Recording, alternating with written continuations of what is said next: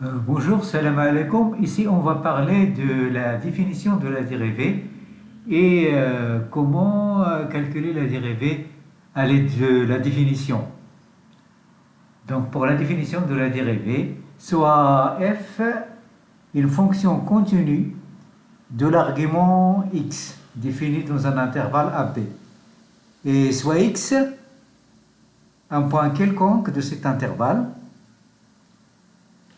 Donc, si on donne à x, à l'argument x, si on lui donne un accroissement delta de x, positif soit-il ou négatif, la fonction y égale f de x aura un accroissement delta de y qui est égal à f de x plus delta de x moins f de x. La limite des rapports l'accroissement de y sur l'accroissement de x, quand l'accroissement de x est un infiniment petit, est elle-même une fonction de l'argument x. Et cette fonction, on l'appelle la dérivée de la fonction f. Et on la note f'. Et f' de x est égal à quoi? Est égal à la limite quand delta de x tend vers 0 de f de x plus delta de x moins f de x sur delta de x quand delta de x tend vers 0. C'est ça donc la dérivée de la fonction f au point x qu'on note f' de x. Alors, on va donc calculer la dérivée d'une fonction en un point à l'aide de cette définition. Donc la première fonction, c'est la fonction carré, donc c'est la fonction f de x qui est égale à x au carré. Et on va calculer la dérivée de cette fonction au point x égale 5 à l'aide de la définition.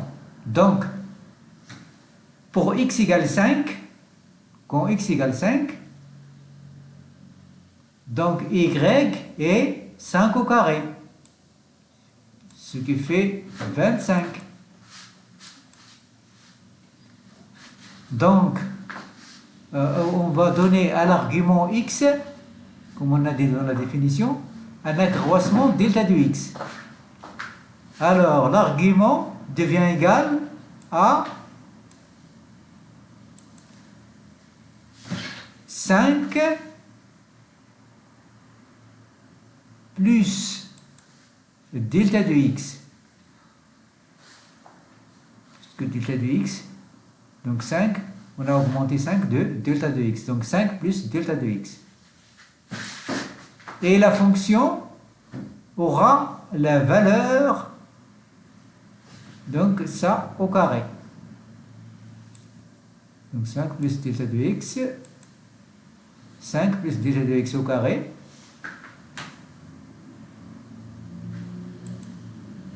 voilà, moins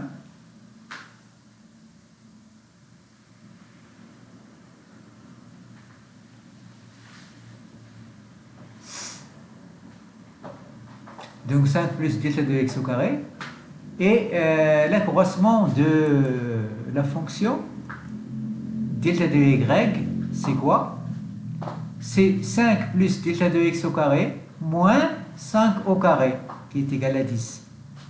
C'est-à-dire, bon, f de x plus delta de x moins f de x plus delta de x au carré moins f de x au carré, ici, c'est égal à 10. Donc le rapport delta de y sur delta de x, donc il aura comme valeur 10 delta de x plus delta de x au carré sur delta de x contre delta de ici, donc 10 delta de x sur delta de x, ça fait 10. Et puis delta de x au carré sur delta de x, donc ça fait plus delta de x plus delta de x.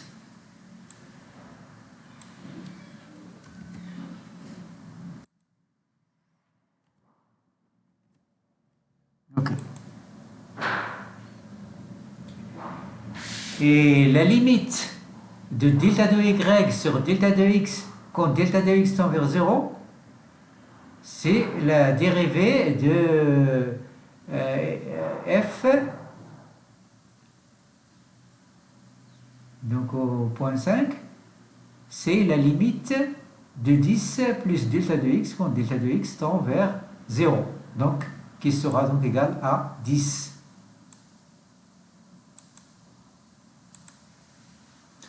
Donc la valeur cherchée, la valeur de la fonction carré, x au carré, au point x égale 5, est 10. Donc voilà pour le premier exemple de la définition. Voyons un deuxième exemple. Donc la même fonction x au carré, mais cette fois on va chercher la dérivée de f en un point arbitraire x. Alors, donc comme on avait fait, on va donner à l'argument x un accroissement delta de x. Et donc l'argument devient x plus delta de x. Et la fonction prend donc la valeur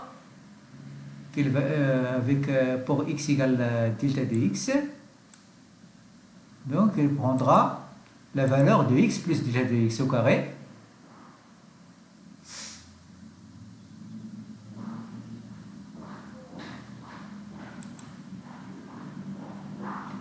Donc, et delta de y serait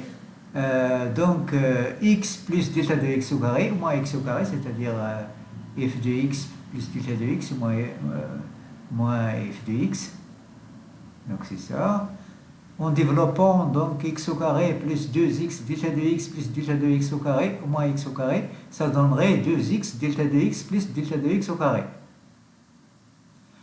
Alors maintenant calculons le rapport delta de y sur delta de x qui va donner 2x plus delta de x. 2x plus delta de x. Alors la limite de delta de y sur delta de x quand delta de x tend vers 0, c'est 2x. Parce que ici la limite, on calcule la limite en prenant x comme une constante.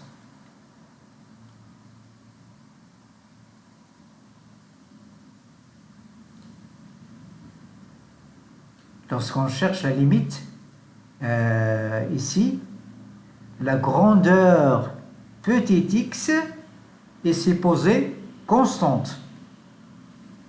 Donc, la limite de delta de y sur delta de x quand delta de x égale 0 est donc égale à 2x. Par conséquent, la valeur cherchée est 2x. La valeur ici, c'est 2x. Et enfin, pour un dernier exemple, on va chercher la valeur de la dérivée de la fonction y égale à sinus de x. On a un point x arbitraire à l'aide de la définition. Donc si l'on donne à l'argument x un accroissement de delta de x, donc l'argument devient égal à x plus delta de x. Et la fonction prend la valeur sinus de x plus delta de x. Par conséquent, delta de y est égal à sinus de x plus delta de x moins sinus de x. Alors ici, on utilise la formule sinus de a plus sinus de a moins sinus de b est égal à 2 fois sinus de a moins b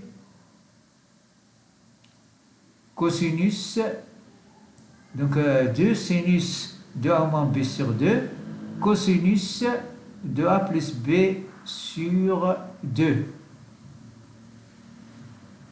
Donc on va utiliser cette formule pour calculer l'accroissement delta de y.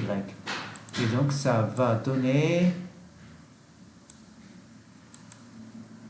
2 fois cosinus de x plus delta de x sur 2 sinus de delta de x sur 2.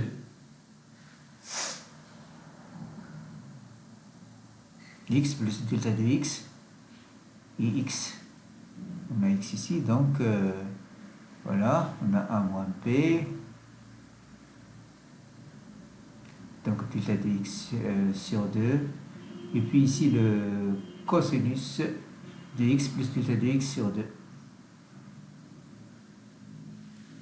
Donc ça donne 2 cosinus de x plus delta de x sur 2 fois sinus de delta de x sur 2. C'est ça l'accroissement de la fonction de y, delta de y, de x. Alors, on cherche maintenant le rapport delta de y sur delta de x. Voilà donc delta de y sur delta de x, c'est ça, sur delta de x.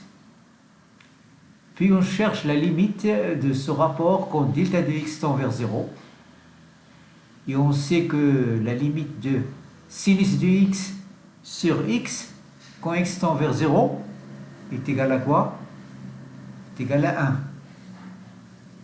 Donc, c'est ce qu'on va appliquer. Donc ici,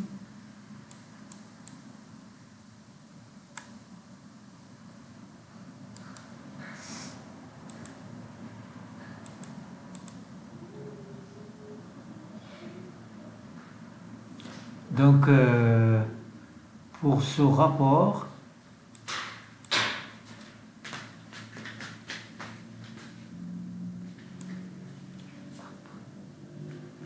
la limite de ce rapport quand delta de x tend vers 0, c'est 2 fois cosinus de x, donc 2 fois cosinus de x, et ici on a sinus de delta de x sur 2, et donc ça ferait quoi? Ça ferait donc ça ferait 2 fois cosinus de x. Ça ferait donc égal à cosinus de x. Le résultat sera égal à cosinus de x